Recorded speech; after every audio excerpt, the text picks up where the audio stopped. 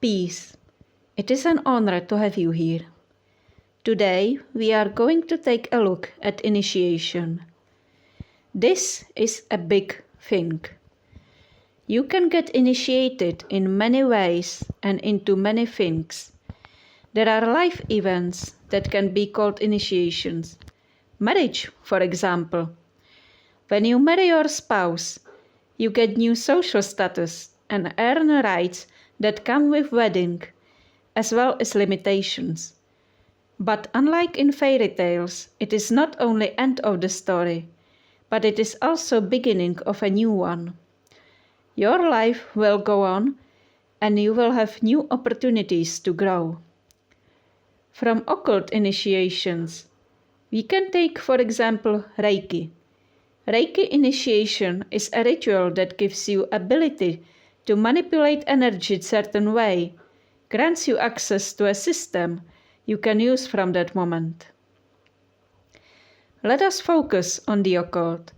In occult practice, initiation is very useful. You can be initiated by other human, by a spirit, or you can be self-initiated. It all works. If it is done right, it works. Now, how to do initiation right? Well, first things first. Why do you submit yourself to initiation? What is your goal? And that common question, what do you want? This is quite crucial question. Initiation is useless if you have no use for it. Let us take a Reiki example again. Reiki initiation is paid ritual. You go there, pay, get initiated through a ritual, and gain the tool of energy manipulation. What are you going to do with it? This is my blind guess, but I assume that a lot of people do nothing. They do not start using this tool in their day-to-day life. They just, figuratively speaking, put it on the shelf and let it gather dust. They might get a Reiki certificate they hang on the wall, and there their path with Reiki ends. Maybe they use energy for a few days. Then they forget about it and never return to the practice. Though honestly speaking, they went through the initiation. It was a real event, but it is also a fact that in their life it ended as paid-for experience. It is experience and a piece of paper that they found to be worth their money. But the practice itself wasn't exactly what they wanted, and so it remained unused, left behind in a way. That is one way you can take initiation wrong. There is one more I'm aware of. This example is from YouTube. The person took initiation into the Tree of Life and the Tree of Death system, which is based on Kabbalah. After completing that, he initiated into Tunnels of Seth. After that, he initiated into Elder Gods of Necronomicon. After that, he initiated into Zodiac. After that, he initiated... was there more already? I don't remember exactly, but the point is, these initiations were not initiations at all. They were this person's way of doing shadow work. Walking through the maps of these systems, this person was changing himself, but did not go through any of these initiation in attempt to do further work with any of the systems. Once he was initiated, the work with system was done.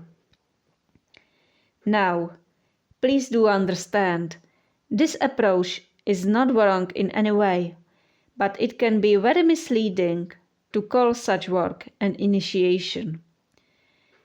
Because what is initiation? In other words, it is an introduction into a system, along with developing tools for working with that system. It is same as going through school to become a doctor. Initiation can be successful, but it can also fail, because practitioner might not be capable enough at the current time. When it is successful, students get certificate, title, and becomes a doctor who can start working in a field.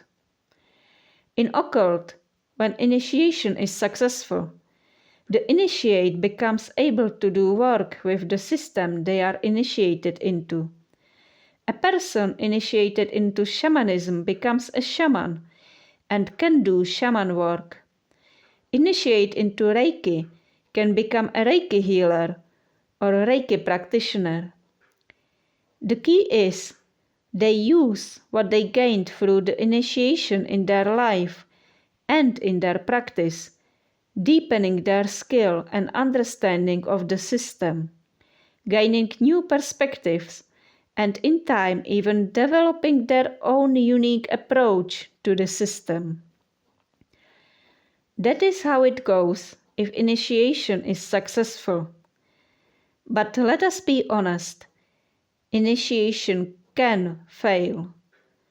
I'm sorry to say that, but even the initiation you actually pay hard money for might not work. It is the same as the student failing exams and therefore not being able to become a doctor. Some people are not spiritually ready for particular initiation at the time. That is a fact. And it is nothing to be ashamed about. Only pain here is losing money if it was paid for. That can hurt. No denial there. The advice that I can give here is relatively simple. Give yourself more time and prepare yourself better. Improve your discipline. Become more responsible. Keep your daily routine. Work on yourself to become a person that will be worthy when you go for it next time. Also, take some time to think about what you are going to do with the gifts or tools that you are hoping to get through this initiation. Again, knowing what do you want. That of course includes studying the system you want to get initiated into. Do not rush. Read the books. Explore the possibilities. Take a look at stories and experiences of others. In fact, get in touch with the system. Do not seek initiation just for sake of initiation. Same as kids getting school just for sake of going to school, having no idea what to do after they finish their studies. I don't blame the kids. It's bad pressure to choose school if you have no idea what you want to do in life, and there is vast competition of other children for good schools. There is of course chance that when you are going through initiation, especially long one, that you will get the inspiration on the way, and when done, you have a direction and a goal in mind. Not wrong to try it this way. However, the chances are that after initiation, you will be back to square one, with only difference of having initiation you don't know what to do with, and time wasted well. I do not recommend this approach of blind initiation. I recommend study, explore various systems, and see what they do. Keep asking what they can do for you.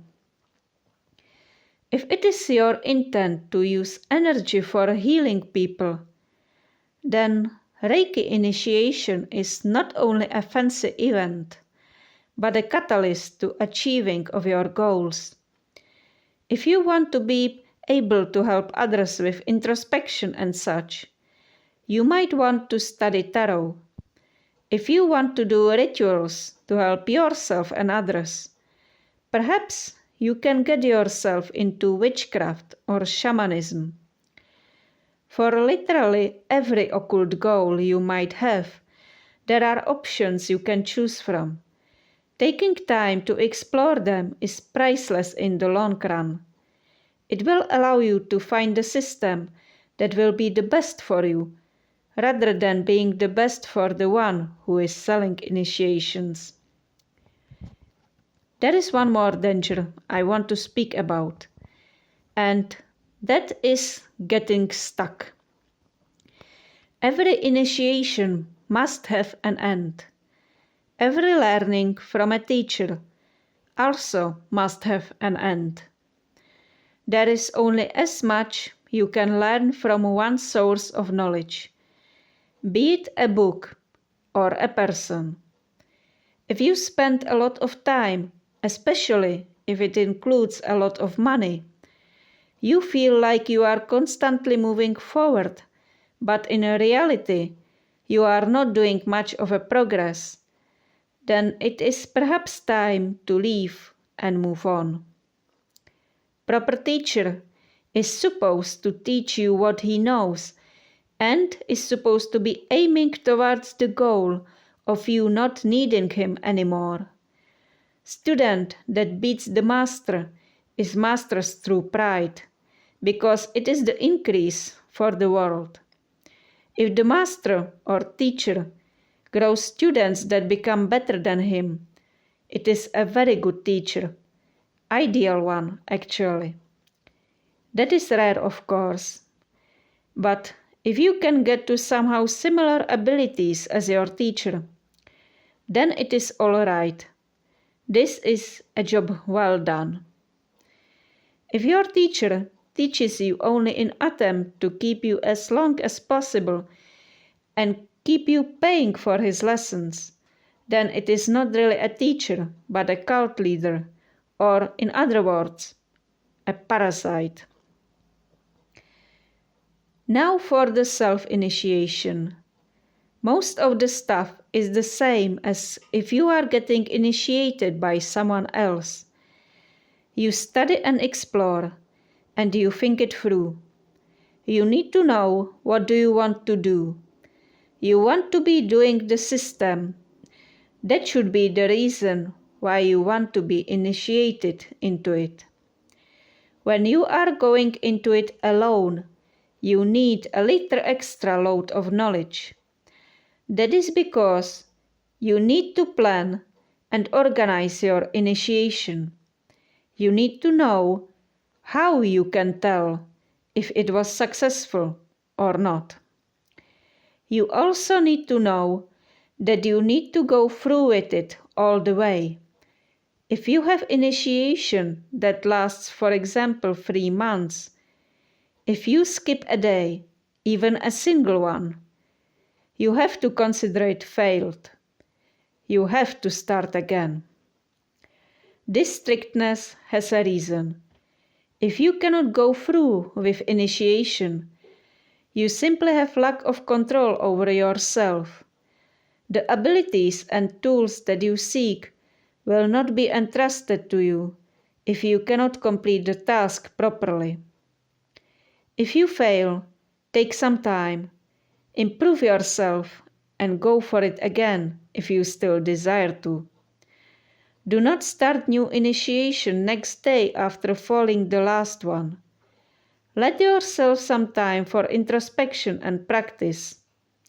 Also, allow the spiritual world to see that you recognized your shortcoming and are taking accountability for it. Prove yourself by making sure that it won't happen again. Not by words, not by promises, but by deeds. Prove it by keeping your daily routine every day. Prove it by bettering yourself in what you do in your mundane life as well. Don't be late when you promise to be on time. Keep your word. Become man of your word. Because the truth is, your spiritual life and your mundane life are one. They are parts of your life, your one life. With initiations coming from spirits, I won't say much, the same as with any other initiation. Only this time it is a spirit that does the job. These initiations, as far as I can tell, seem to be rare. I assume that a lot of time, people who get initiated this way tend to stay quiet about it. Maybe except shamans who are chosen this way for the path of shamanism. Now, in the world of internet, there are tons of initiatory systems one can choose from. Is it better to get initiation from another person or to self-initiate? I do not know the answer. Personally, I assume that self-initiation is preferable. Not only you know the person who is initiating you, but you can take as long as it truly needed without paying extra for it. I do not hold authority on the matter. There are people who will have different option and will argue that being initiated by someone else is better because the person is more experienced and therefore can guide the initiate better. That is also true. It is definitely true if you do not have much of experience with the occult yet. As a practitioner of left-hand path, I seek independence in my practice. Another reason why I favor self-initiation. I can adapt the ritual fully to my needs and desires. It is my ritual after all. I don't think that I'll ever start offering initiations. I'm only initiated into vampirism, and this system will keep me occupied probably for the rest of my life, and longer, maybe way longer. I'm self-initiated, and the tutorials are out there for anyone who dares to go down this path. Besides, my own personal path is not for anyone else. I'm already following my own very personal path, unique to me. I honestly believe that anyone who spends enough time practicing occult arts and skills develops their own unique system, their own personal way of working with the unknown and with themselves. In my opinion, that is the ultimate occult initiation. The initiation into yourself. And that one is definitely self-initiation that no one else can give you. You cannot read about it. You cannot research it in the library or on the internet. You can only discover it. And you have to do it alone. This unique system is impossible to teach to another in this exact way you use it, if you ever get that far. If you then take a student, you better hope to guide them to start developing their own way one day. This is secret why the mystics never succeed in teaching their exact mysticism to their students. Because it is simply impossible. If the students try to mimic the mystic as same as possible, and they do, they never achieve the same success. The problem is simple. They are not the mystic they are mimicking. The teacher can bring them only to a certain point, and beyond it, students of mysticism have to go alone.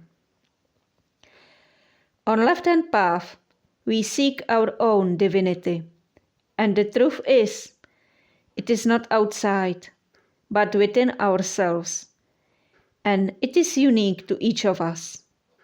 But this is known, this treasure of our soul and heart. I'm saying nothing new here. I've said enough for now. Thank you for your time. Go in peace and guard your heart well.